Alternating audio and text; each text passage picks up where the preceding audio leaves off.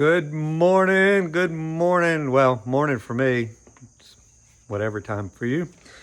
But it's time for Faithwalk. Regardless of what time it is, that's what time it is. Faithwalk. So challenge number 5. I'm going to start it off with a 2 verses to kind of set the stage a little bit. Then he said to them all, this is out of Luke chapter 9, verse 23. Then he said to them all, whoever wants to be my disciple must deny themselves, take up their crosses daily, and follow me.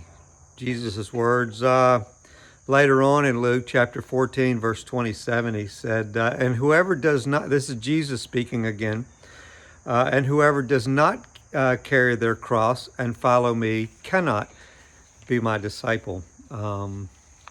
Frankly, I hope that steps on your toes just like it does mine. This is real. This is really what Jesus said. These are really his words. These are really his messages. And this is really what we're called to do, who we're called to be. In theory, pretty simple. Anyway, the first challenge, become a praying person. So what's the format here? The format is really that if you are a follower of Christ, if you consider yourself a disciple relative to Luke 9:23, if you consider yourself a Christian, if you consider yourself a follower of Christ, you're going to do these things, these 5 challenges. You're going to be a praying person. The second challenge, you're going to exhibit grace that has been exhibited to you. Right? The third challenge is you're going to introduce others to Christ. You're going, as Jesus said, you're going to bear fruit. The fourth challenge is do not judge. You won't be a judging person. Check out the video on that one. There's different ways of looking at that. Okay, so challenge number 5, love one another. This was based on tenet number 10, which was love. We're going to love one another, which is based on John chapter 15, verse 17, where Jesus was extremely clear. And John chapter 15, verse 17, Jesus said, this is my command, love each other. Very simple, very simple. In John's gospel, written in the Greek, Jesus used the word love 20 times. In John chapter 11, in the story of Lazarus, Jesus used the term phileo, brotherly love, when he described his relationship with Lazarus. In John chapter 15, verse 19, speaking on love of the world, he used the word phileo. In John chapter 21, in his famous conversation with Peter and when restoring Peter to the faith after his resurrection, Jesus used the word phileo. You can go read that one. It's a very interesting interaction between Jesus and Peter, but it is very interesting that out of the 20 times that Jesus used the word love in the Greek, 17 of those times he used the word agape, which is conditionless, limitless love. Are you getting the message here? Are you understanding a little bit more of what it is that Christ calls us to? We've got a rhetorical question to sort of help to understand that. If you were to contemplate that one word, love, if you were to contemplate, if you were to think about it, if you spend time considering it, right? Love. Why did Jesus, here's again a rhetorical question, why did Jesus speak about, preach about, teach, pattern love when you think of all the other things he could have spoken about, all the other things he could have taught? The 10 Commandments, for instance, or the 613 rules, other rules that the Jews added to being, added in order to help their followers be a good person, lack of a better way to put it. For instance, it's very intriguing when you think about the beatitude that Jesus shared with us in Matthew chapter 5, verse 8. What he did not say was, "Blessed are the pure, because they will be children of God." He said, "Blessed are the pure in heart, because they will be the children of, or they will see God," I think is actually what he said. But the point is that blessed are the pure in heart. So it's a rhetorical question. Why did Jesus not teach about so many other things as he did? And actually, it's a silly question when you get right down to it in regard to us living our lives daily, because it doesn't matter. I mean, it really doesn't matter what Jesus didn't teach about, because we know exactly firsthand what he did teach. And what he did teach was love one another. I've got two examples that really just came to heart on this one. And two interesting ones, not necessarily where you would think this would come from.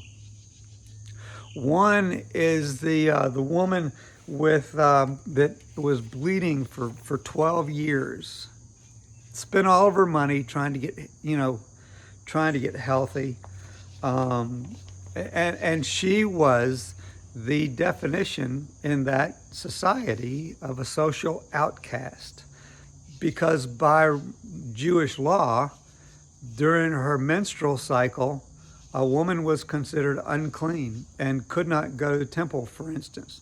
Well, this woman was on a menstrual cycle for 12 years. And she was just like being a leper. I mean, she was an outcast. You can find her story in Matthew chapter 9, verse 18 through 26, Mark 5, 21 to 47, or Luke 8, chapter 8, verse 40 to 56. But ultimately, if you know the story, huge crowd packed in. Jesus is on his way to the home of a synagogue leader that his daughter was dying, and I mean, packed in. I'm from New Orleans, packed in like Mardi Gras. I mean, people all over the place. And she came in because of her faith, because of her faith, but really because of her desperation, right?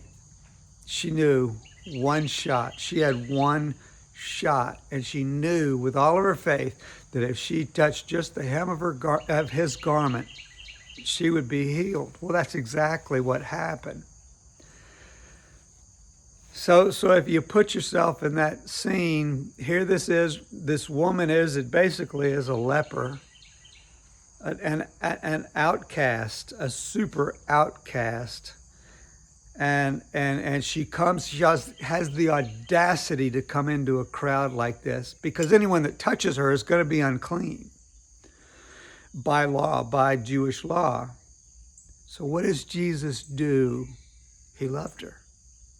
And I guess you could make the case that he didn't even know it, but she was healed because of him, because of her faith. Yes, absolutely. But because of his love for her, that's what happened, right? Another one that's kind of very interesting to me, and I go to this woman a lot, because it's such an amazing story. Another total outcast. One, she's a Samaritan. Two, she's divorced 5 times. 3, she's living with a guy. I mean, not a good woman in that society, right? In that day and age, in the way they thought, right? But I mean, let's be realistic. Think about a woman in 2022 that is divorced 5 times and now living with somebody. I mean, I don't. I'm not a stone thrower, but I mean, just in your imagination, just think about a person like this, and it's that much worse in Jesus's time. And you can find her story in John chapter 4. Fascinating story. Fascinating story. As a matter of fact, as a backstory on it a little bit, Hosea in chapter 2, verse 15 said that the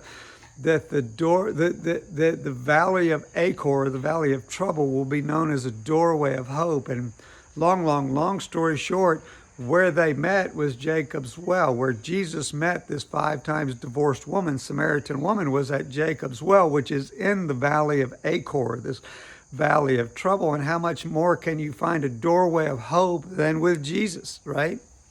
But what did Jesus do? He loved her. He loved this woman that had been bleeding for 12 years, the definitive outcast. He loved her. What did he do with this Samaritan woman that had been divorced 5 times and was now shacked up? He loved her. Agape love. He loved her without condition. He loved them without condition and without limit. He loved them. Just like he loves me and you. Our sins are no different. Our sins are no different than theirs. And he loves us. And he loves you. And he loves me. John 13, 34 and 35 in Jay's version, the way I see it, the way in my imagination that it was. Says, God, you got to understand something. Remember, this is just a couple hours before his arrest. He says, guys, his disciples were all around him, right? Guys, you got to understand something here. I'm going to give you a new command, but you really need to dig into this thing. And here's the deal. Here's your new command. Love one another. As I have loved you, so now you must love one another. And by this, all men will know that you are my disciples if you love one another. Now, you got to understand something. Judas, who just left us, he's going to betray me, and you love him.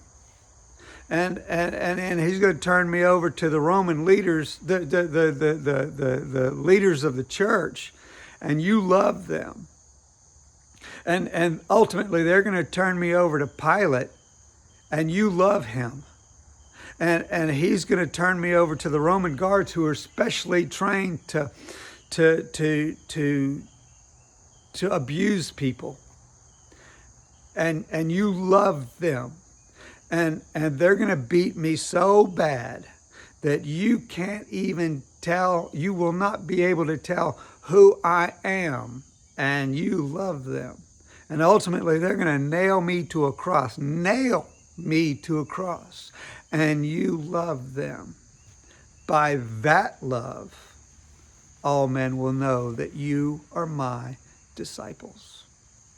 Agape love. That's the love Jesus is talking about. Can we do that outside of a relationship with him? Not a snowball's chance. So final thought, just to kind of bring it down to an end, be very careful how you love one another, but love one another. And the challenge, here's the challenge, right? Challenge number 5. Challenge number 5 is love one another. But here's the challenge. For the rest of your life as a Christ follower, purify your understanding of the love Christ calls you to love and to live, and live that love for the whole world to see. Live that love so that those around you can see. Live that love so you, by partnering with God, you can impact the lives of those around you, but simply by loving. Very difficult, very easy, very challenging. Be blessed, everyone.